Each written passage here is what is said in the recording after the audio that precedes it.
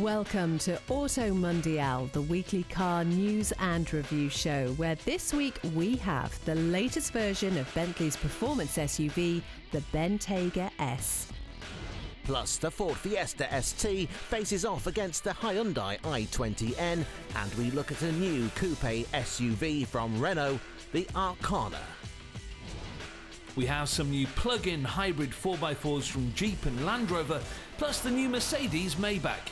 Is it a match for the Rolls-Royce Ghost? That's all coming up. First though, the news.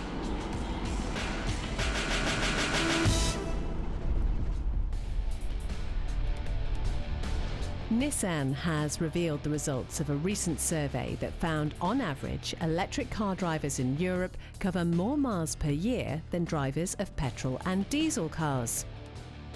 7,000 drivers from around Europe were surveyed, and the study found that pre-COVID, EV drivers covered an average of 8,800 miles a year, with the average ICE driver covering just 8,450.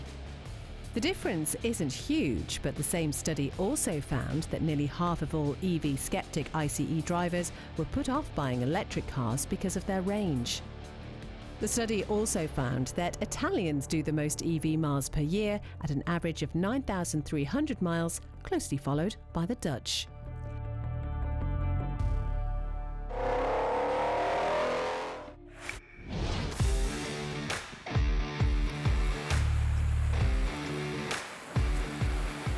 The Jeep Wrangler is one of the last remaining true motoring icons. While the Land Rover Defender is now unrecognisable compared with its predecessors, the new Wrangler is as instantly familiar as it ever was. With its chunky square styling and timeless grille, and now to keep it relevant in 2021, there's a new hybrid version.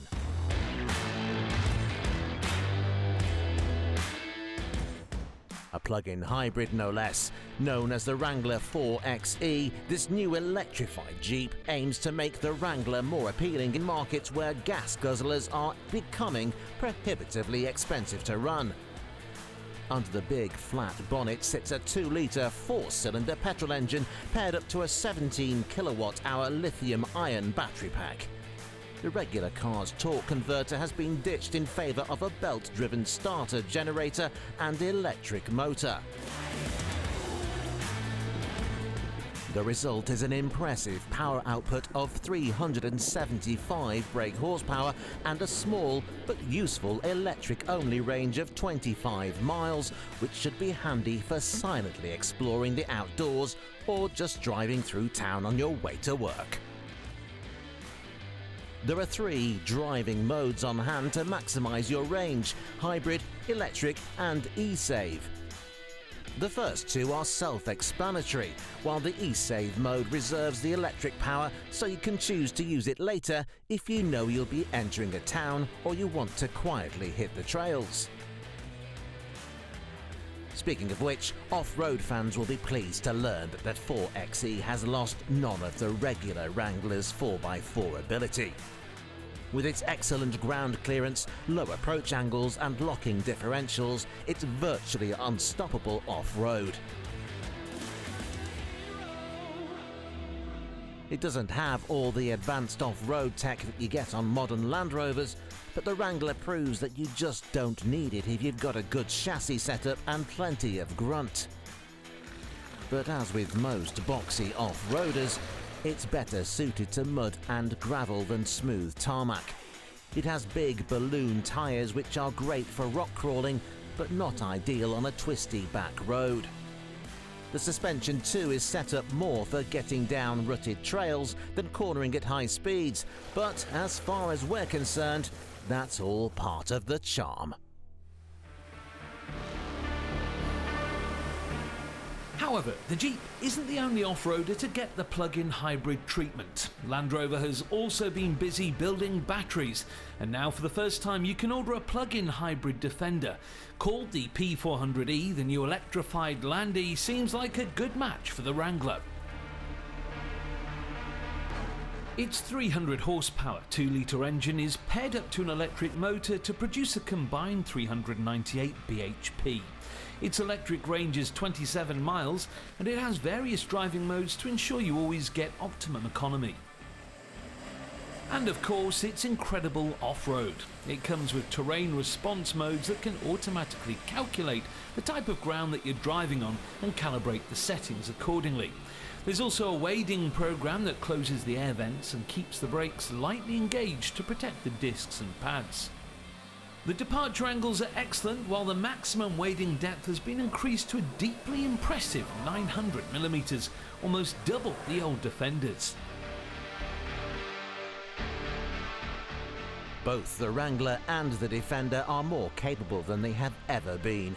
And while the philosophies behind them may be different, they're still at the top of the 4x4 game.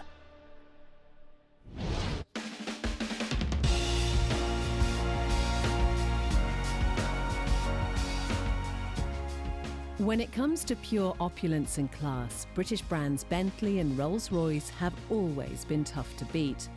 Their current models hark back to bygone eras, with tall chrome grilles and bonnet mascots ostentatious and demure in equal measure. For nearly 2 decades now, though, those looking for a somewhat more discreet top-end limousine have gone for a Mercedes-Maybach, and now there is a new one.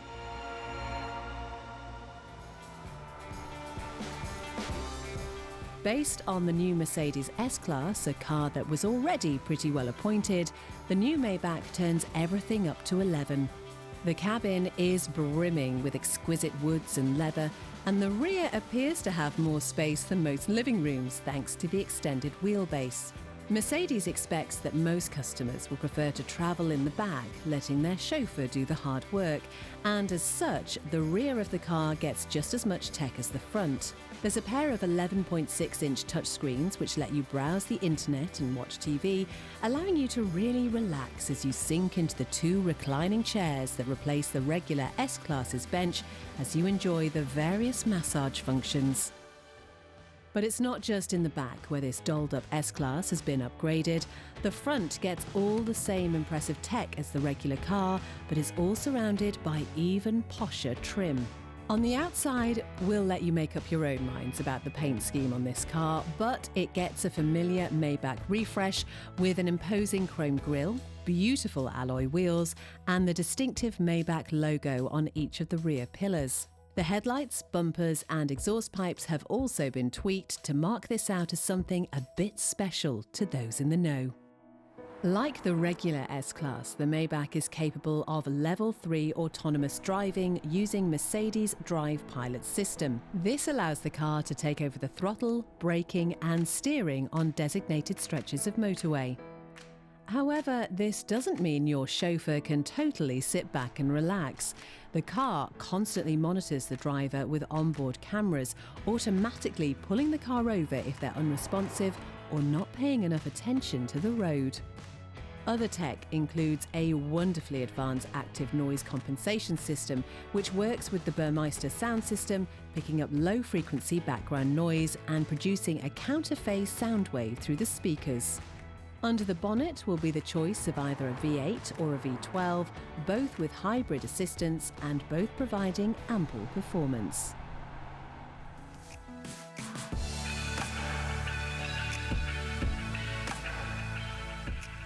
So has the Maybach finally beaten the Brits? Well, it's certainly close. This is the all-new Rolls-Royce Ghost, and while it may be the baby of the Rolls range, it's every bit as luxurious as any other model in the lineup.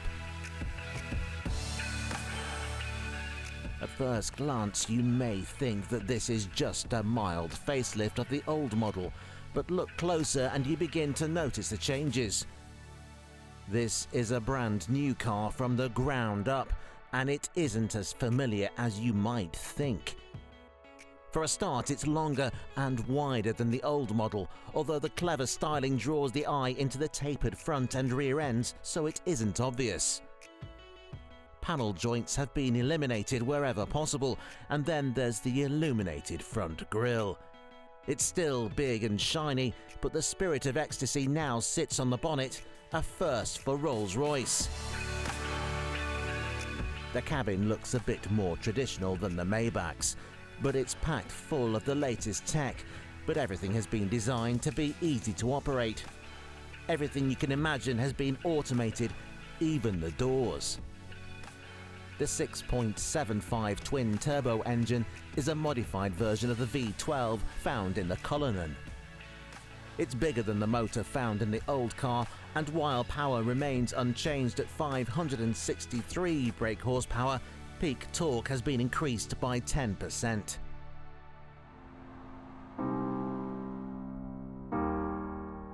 While both the Maybach and the Ghost offer similar levels of cosseting luxury, they both seem to go about it in slightly different ways.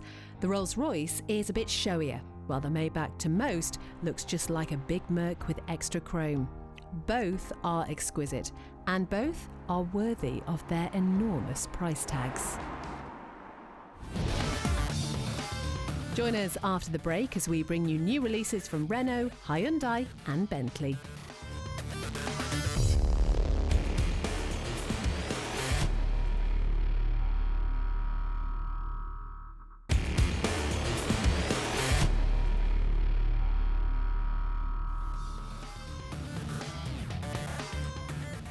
Coming up, the new Bentley Bentayga S. But first,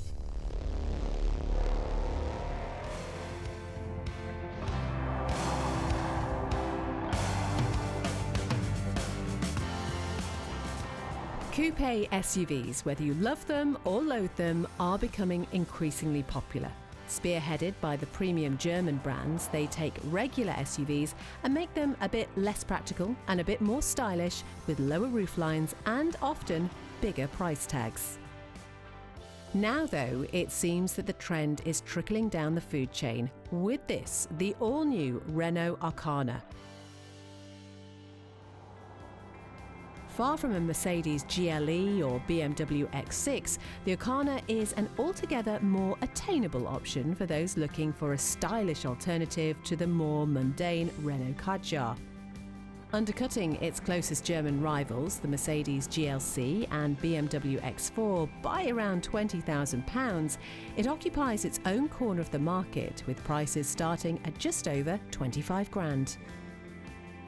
For that, you get the entry-level iconic trim, which comes as standard with 17-inch alloys, LED headlights, front and rear parking sensors and privacy glass, along with a whole host of safety equipment. Now, we'd recommend stepping up into the mid-range S Edition model though, which gains adaptive cruise control, blind spot monitoring and bigger alloys to complete the coupe SUV look. It also gets some leather seats and a larger 9.3-inch infotainment system, complete with Android Auto and Apple CarPlay. Top spec RS line models add some nice styling accessories, but the price jump over the lower spec car does seem hard to justify. From launch, buyers have a choice of two petrol engines. Base models get the same 1.3-litre mild hybrid setup found in the Clio, good for 138 brake horsepower and 48 miles per gallon. Power is sent to the front wheels only via a dual-clutch autobox. Above that is a full hybrid model, which makes use of a bigger 1.6 engine hooked up to two electric motors and a 1.2 kilowatt-hour battery pack. Power is not much higher at 143 brake horsepower, but the WLTP economy figure is now up to 57 miles per gallon. On sale now, Arkana deliveries are due to start in September, but time will tell if Renault will set a trend for affordable coupe SUVs.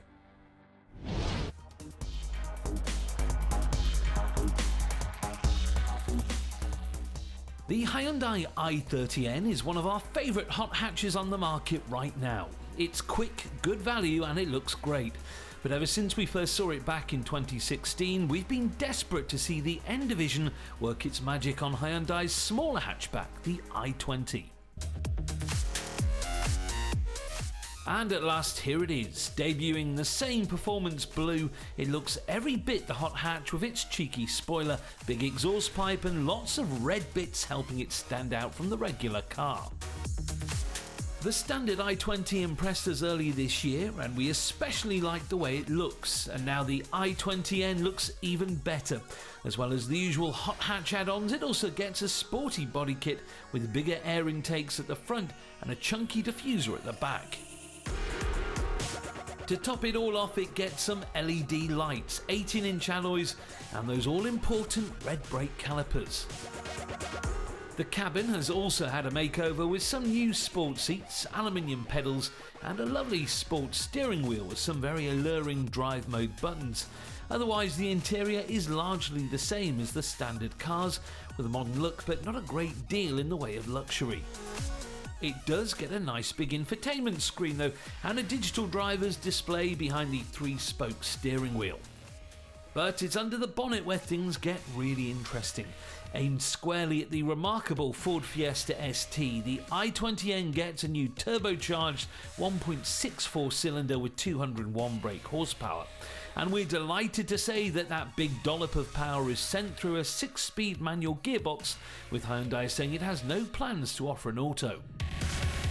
Weighing in at just under 1.2 tonne, the same as the WRC version, the little i20 can hit 62 miles per hour from rest in 6.8 seconds, onto a generous top speed of 143. To help it achieve optimum acceleration, it comes as standard with launch control, something that we're used to seeing on much bigger, more expensive machinery. A limited slip differential is on hand to deal with any unwanted torque steer, while various driving modes let you set the car up as you'd like it. Naturally, the chassis has also been upgraded with new springs and dampers, bigger brakes and return power steering for better feel. The whole car has also been stiffened in 12 places to keep the car sharp and agile. Prices start at £22,000, putting it right in the firing line of plenty of other little pocket rockets, not least this, the current fast super mini to beat the Ford Fiesta ST. It may only have a 3-cylinder 1.5-litre engine, but it packs a real punch at 197 brake horsepower. That is very slightly down on the new Hyundai, but the Ford will beat it to 62 miles per hour by 0.3 of a second and just beat its top speed by 1 mile per hour. Under the Fiesta's elegant skin, you find a mechanical limited slip diff and some very clever suspension. The handling is excellent, with incredibly responsive steering and quick turn-in, encouraging you to really push on. The driving position is great too, something that a lot of small hot hatches fall down on, and the small but mighty 3-cylinder motor provides a satisfying thrum as it powers you with enthusiasm between corners. These cars are pretty evenly matched then. Both are extremely capable and extremely good fun, and two of the best hot super minis out there.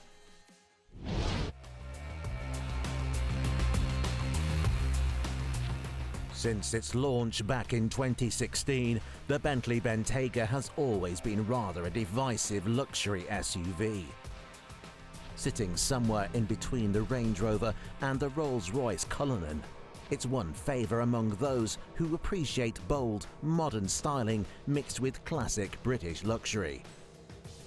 And now, joining the current lineup, there's a new version, the sporty Bentayga S.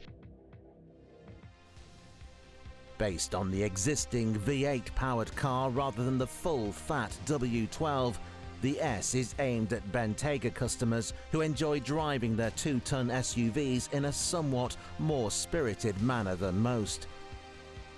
As a result, the air suspension is now 15% stiffer in sport mode, and the traction control has been tweaked too. Bentley says that this has reduced body roll and improved turn-in, while the steering has also been improved with recalibrated torque vectoring. Under the bonnet though, the turbocharged V8 remains unchanged, still producing 542 brake horsepower. 0 to 62 miles per hour takes 4.5 seconds with a top speed of 180. To mark out the S from regular Bentaygas, it gets some aggressive-looking sporty add-ons, including a bigger rear spoiler, some new 22-inch alloy wheels and a new, louder exhaust system poking out of the rear diffuser. Much of the chrome has been blacked out too, as have the front grilles and head and tail light surrounds. Inside are some changes too, with some sports seats trimmed in Alcantara and plenty of S logos dotted around. It isn't exactly a game changer then, but the new Bentayga S is a welcome addition to the range that now has more competition than ever. With performance SUVs like the Audi RS Q8 and Range Rover Sport SVR nipping at its heels, the Bentayga remains top of the pile.